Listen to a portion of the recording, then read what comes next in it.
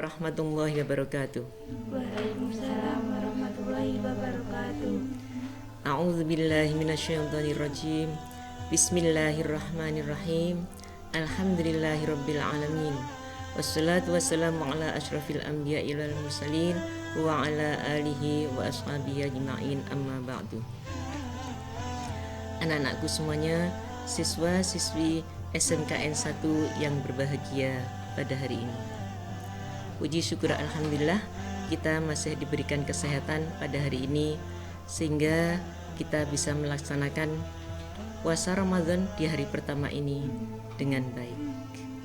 Syukur alhamdulillah juga kita masih dipertemukan dengan bulan Ramadan pada hari ini sehingga kita bisa melaksanakan kegiatan Pondok Ramadan pada hari ini juga. Anak-anakku semuanya, pada hari ini Ibu akan menyampaikan materi tentang sholat. Sholat, saya mulai dari pengertiannya. Sholat secara bahasa artinya adalah doa. Menurut istilah, sholat adalah menghadapkan diri kepada Allah Subhanahu wa Ta'ala sebagai ibadah yang dalam bentuk beberapa perkataan dan perbuatan yang diawali dengan takbiratul ihram dan diakhiri dengan salam serta menurut syarat yang telah ditentukan oleh syarat. Selanjutnya, dalil yang mendasari perintah sholat yaitu terdapat dalam surat Al-Hajj ayat 77. Mari kita baca bersama. A'udzu billahi minasyaitonir rajim. Bismillahirrahmanirrahim. Ya ayyuhalladzina amanu ruk'u wasjudu wa'budu rabbakum waf'alul khaira la'allakum tuflihun. Yang artinya, hai orang-orang yang beriman, rukuklah kamu, sujudlah kamu, sembahlah Tuhanmu, dan perbuatlah kebajikan, supaya kamu mendapat kemenangan. Dalil berikutnya terdapat dalam hadis Bukhari Muslim yang berbunyi, ya, baca bersama. Bismillahirrahmanirrahim. Silakan. Bunyal syahadati alla ilaha illallah wa anna muhammadar abduhu wa rasuluh wa iqamis shalah wa itaiz zakah wa hajjil baiti wa shaumi ramadan. Yang artinya, Islam didirikan di atas 5 perkara, yaitu 1. Bersaksi bahwa tidak ada sesembahan yang berhak disembah dengan benar tidak ada sesembahan yang benar yang bisa disembah kecuali Allah, dan bersaksi bahwa Nabi Muhammad adalah utusan Allah. Yang kedua, mendirikan sholat. Yang ketiga, menunaikan zakat. Yang keempat, naik haji ke Baitullah bagi yang mampu. Dan yang kelima, puasa di bulan Ramadan.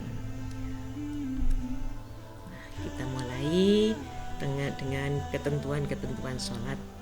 Meliputi syarat wajib sholat. Syarat wajib sholat ada 3, yaitu Islam, baligh, dan berakal sehat. Anak-anakku, saya kira sudah bisa dimengerti. Nomor 1 Islam, yakni kalau orang di luar Islam berarti tidak punya kewajiban sholat. Yang kedua, baligh, bisa dimengerti. Apa pengertian baligh? Sudah berumur atau dewasa.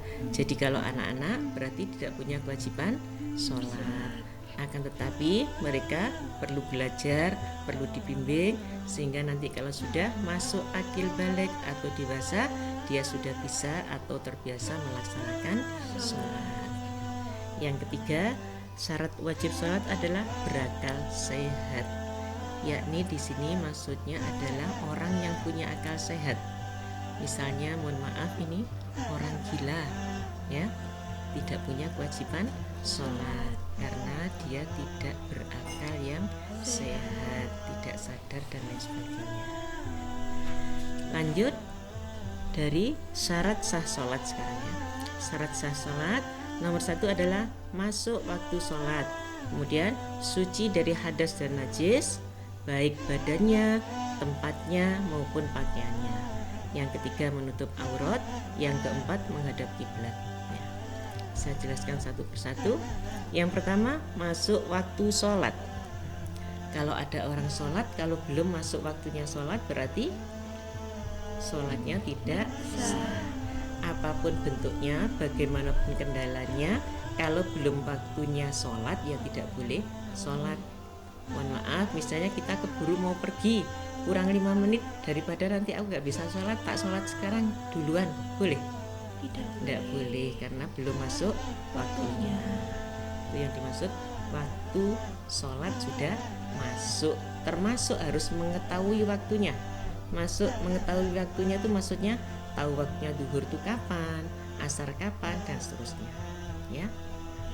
Syarat sah yang kedua adalah suci dari hadas dan najis ya. Bisa difahami tentang hadas? Suci dari hadas. Hadas itu ada hadas kecil, ada hadas besar. Hadas kecil misalnya apa? Buang angin, kentut, mohon maaf ya.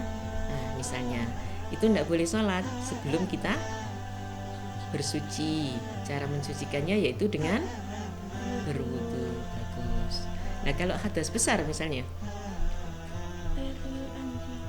air liur anjing, atau kita habis kalau perempuan haid, itu harus disucikan, harus mandi besar dulu untuk menghilangkan hadas besarnya. Kemudian juga suci dari najis. Tahu najis ya? Kotoran ya, yang menempel baik di badan kita, di pakaian kita, di tempat kita sholat. Kalau ada najis harus kita sucikan dulu, karena kalau tidak kita sucikan, sholatnya tidak sah. Suci mengawali sholat kita ya. Kalau sudah suci, insya Allah sholat kita sah. Selanjutnya yang ketiga adalah menutup aurat. Ada batasan-batasan aurat bagi kaum laki-laki maupun perempuan. Kalau kaum perempuan, dari mana batasan auratnya? Iya, bagus. Seluruh anggota badan kecuali muka dan kedua telapak tangan. Berarti kalau mau sholat, lihat dulu posisi mukena kita sudah betul-betul menutup aurat kita atau belum. Mohon maaf, kadang kita keburu-buru sholat, kemudian maaf yang bagian belakang misalnya masih terbuka. Nah itu kalau kita pas berjamaah mungkin yang jamaah di belakang kita tahu, tapi kalau kita sholat sendirian nggak ada yang membenahi. Nah kalau aurat kita meskipun sedikit kalau terbuka membuat kita tidak sah sholatnya. Kalau aurat laki-laki, iya, meskipun demikian ya, dari pusat sampai lutut tadi nggak boleh sholat itu hanya yang ditutup pusat sampai lutut, nggak sopan ya. Kadang mohon maaf, ada di kampung-kampung tuh di pinggir sungai misalnya, maaf, ada tempat untuk sholat batu atau ada istilahnya apa, wakapan ya, orang dari maaf dari ladang misalnya, dia mikirnya sudah suci, kemudian hanya pakai sarung segini, boleh sholat? Sah nggak sholatnya? Sah-sah saja, cuman tidak sopan. Masa sholat ini terbuka ya, yang harusnya pakai baju yang bagus, nutup aurat yang sempurna, barulah melaksanakan sholat gitu. Nah yang terakhir, syarat sah yang keempat adalah menghadap kiblat ya. Jadi sebelum kita melaksanakan sholat, kita harus tahu arah kiblat dulu. Kita menghadap posisi kiblat baru niat sholat. Bagaimana dengan kita misalnya tidak tahu arah, kita pas di mana atau kemana gitu, apa yang harus kita lakukan sebelum melaksanakan sholat? Kalau kita tidak tahu arah, ini kiblatnya kemana, ke utara atau ke selatan atau kemana. Sementara posisi kita di Indonesia ini kiblat kita adalah ke barat, ya. Kita berada di posisi timurnya Ka'bah.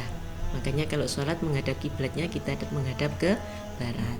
Sekarang saya tanya, misalnya kita sedang berada di posisi yang tidak tahu arah kiblat, apa yang harus kita lakukan? Bagaimana? Kalau kebetulan kita bawa kompas, bisa dilihat lewat kompas. Kalau tidak tahu, harus bertanya. Di sekitar kita mungkin tahu. Misalnya kita ke masjid, ya, kita sedang bepergian jauh, mau sholat di masjid itu tidak ada petunjuk kiblat, kita tanya pada orang yang ada di sekitar kita. Kalau nggak ada yang kita tanya, bagaimana? Sementara kita sama sekali nggak tahu arah kiblat. Pada saat itu anak-anak kita harus yakin, ya, yakin bahwa kita tuh sudah menghadap kiblat, baru kita boleh melaksanakan sholat. Kalau kita masih ragu, jangan. Nah, kalau kita sedang ada di kendaraan, bagaimana? Misalnya posisi terbang, ada di pesawat, gimana?